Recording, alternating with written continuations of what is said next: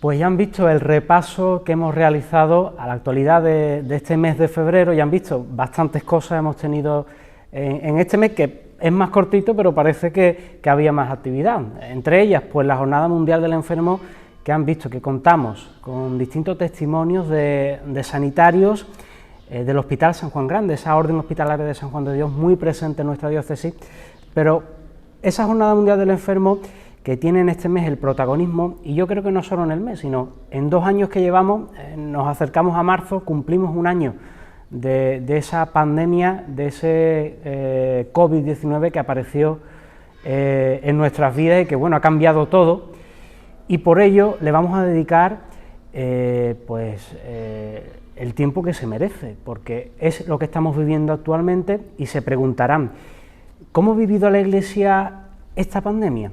¿Y cómo se ha vivido en los hospitales? Los capellanes de los hospitales que tenían que ver y visitar a esos enfermos y ayudarlos y darles ese consuelo, ¿no? Y más cuando los familiares no podían ni despedirse de ellos. Por ello, tenemos con nosotros al sacerdote don Antonio Aguilar. Él es párroco en San Enrique y Santa Teresa, la parroquia de Guadalcacín, pedanía de Jerez de la Frontera, y también perteneciente a la delegación de la Pastoral de Salud, capellán del Hospital de Jerez. Muy buenas, don Antonio, ¿qué tal? Buenas, muy bien, gracias. Pues bueno, lo primero, ¿cómo se ha vivido la pandemia? Una pandemia bastante dura, una pandemia, bueno, estamos en esta tercera ola, parece que los resultados van bajando, pero ¿cómo se ha vivido desde el principio, cuando creo que existía más esa incertidumbre, hasta ahora que, bueno, parece que vemos el final, pero no llega? Pues la verdad que lo hemos vivido con mucho desconcierto. Esta pandemia pues pegó muy fuerte, nadie conocía las consecuencias de este virus, ¿verdad? Y tantos sanitarios como todo el personal de trabajadores del hospital y la misma capellanía pues nos cogió muy de sorpresa y sin saber cómo atender, con más miedo que otra cosa. Y poco a poco pues se ha ido conociendo, se ha ido verificando distintos tratamientos y los mismos sanitarios pues hoy en día pues trabajan con mucha más seguridad y con mucha más serenidad el tema del coronavirus. Y también pues la capellanía pues también entramos con mucho más sosiego a la hora de atender espiritualmente a los pacientes. Me imagino que bueno, nos vamos al marzo de 2020, sale el presidente del gobierno, un estado de alarma, confinamiento duro, y vosotros veis que empiezan los hospitales a llenarse de enfermos y que necesitan de vuestra asistencia. ¿Cómo vivís ese periodo? ¿Cómo lo sentís? Pues con mucho miedo, como dije antes, con mucho miedo, pero tenía que estar ahí la presencia del sacerdote porque los pacientes reclamaban, pedían, y los familiares pedían esa asistencia espiritual en tantos momentos y en momentos muy difíciles, ¿no?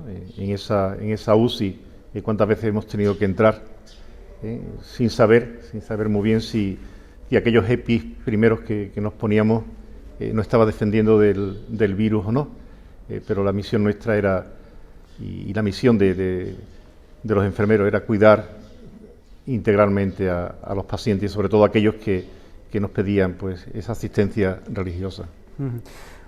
Se estarán preguntando las personas que nos estén viendo en esta iglesia abierta, testimonios me imagino que habrá miles, Antonio, porque personas que, bueno, todos no nos queremos imaginar, creo yo, ese momento en ese lecho de muerte, miedo, dudas. ¿Algún testimonio que se le haya quedado grabado? ¿Algún testimonio que nos pueda contar? Hombre, son muchos los testimonios a lo largo de toda esta pandemia, ¿no? Pero tal vez el más significativo para mí fue en UCI. Me llamó la señora de un paciente que estaba en UCI, y ella, de Sanlúcar de Barrameda, me pidió que por favor le administrase los últimos sacramentos a su marido. Su marido era un hombre muy religioso y ella pues quería, fui a la UCI, le administré aquellos sacramentos y yo pues la verdad despedí a aquel hombre sabiendo que se iba ya a la casa del Padre, ¿no? y curiosamente, ¿verdad?, al cabo del tiempo, la señora vuelve a llamarme para agradecerme que su marido ha recuperado y que querían pues darme esa gracia por la oración que habíamos hecho con esa unción de enfermo, ¿no? Fue algo milagroso, ¿no? Algo que te conforta, ¿no?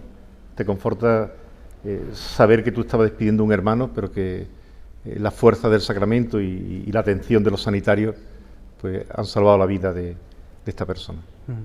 Qué importante ha sido la presencia de la Iglesia, ¿no?, en estos momentos, ¿no?, porque yo creo que era el mensaje de esperanza ante tanto mal, ¿no?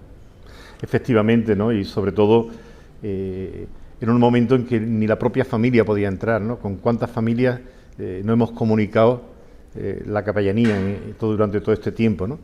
La capellanía era la forma que tenían muchos hermanos nuestros de tener ese calor con su ser querido que estaba allí en el lecho de aquel dolor, ¿no? Son muchos los testimonios, ¿no?, de familias que han mantenido esa relación con los capellanes durante toda esta pandemia. Por último, don Antonio, yo quería preguntarle, yo creo que todo el mundo se estará preguntando, el sacerdote está para consolar, está ahí para ayudar al hermano. Yo creo que ha sido el mejor momento donde hemos visto estuve enfermo y viniste a visitarme.